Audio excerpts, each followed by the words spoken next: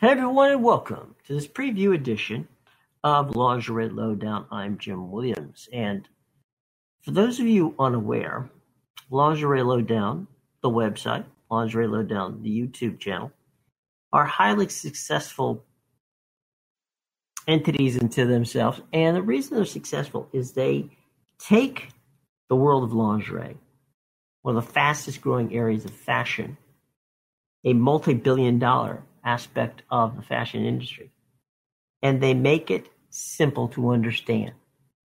It's a very diverse group of presenters we're going to be speaking with over the coming weeks and months.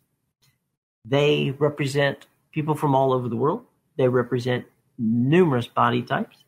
And we're going to also talk to the industry insiders, the people who are on the cutting edge of the fashion industry with regard to lingerie, and give you the upcoming trends. That's all coming up on Lingerie Lowdown, the podcast. We hope that you subscribe and we hope that you listen. We're going to give you a little taste of what we're talking about.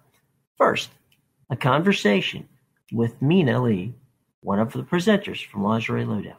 All right, let's go to the next Instagram question. And that is, there really a difference between, say, a 99-cent discount brand nylon and the $12 to $13 designer pair out of the retail store? So I do think that there are tiers of stockings and nylons where they can kind of jump to a next level of quality. Unfortunately, I'm not intimate enough with pricing to know where that jump happens. And I think it's really brand based. So I am somebody, it's kind of funny because I'm not necessarily like a person who loves wearing things that have a brand on them. In fact, if it has a logo or a brand, I generally won't want to buy it. However, I definitely use brands as a way to determine quality. So if it's a brand that I know that has a lot of quality, I will continue to buy from it because I know that I can trust that quality. And so are there differences between brands, and are those differences oftentimes reflected in price? Yes. Is it always? Not necessarily. So where I personally seem to see the most difference is when I get up to like $20+ for a pair of stockings. I definitely see a difference in that tier. And then of course you can go all the way up to Wolford, and I've had a pair of Wolford stockings that I would wear, and I had them for a couple years and they never run. So I definitely see differences in tiers of prices, whether 99 cents versus maybe 10 to 13 bucks will get you much of a difference. I'm not sure that I would know. Okay. Now you're a businesswoman, so this next question fits you perfectly. Can lingerie be worn beneath business attire? Yes, I am somebody who doesn't really like rules. So I think lingerie can be worn under whatever. In fact, my favorite is to wear some of my most beautiful lingerie under some of my grungiest clothes. I think it's hilarious. It's like my own little secret. I love it. And can it be worn under business attire? Absolutely. I think you have to take a little bit more care in picking out which lingerie that you are going to wear, because, if there's heavy boning in it or a lot of texture on the bra or the panty, then, and you're wearing, say, a thin silk shirt, it's going to show through, and you're going to have to decide whether or not you like that. So you're going to have to make a conscious decision about it.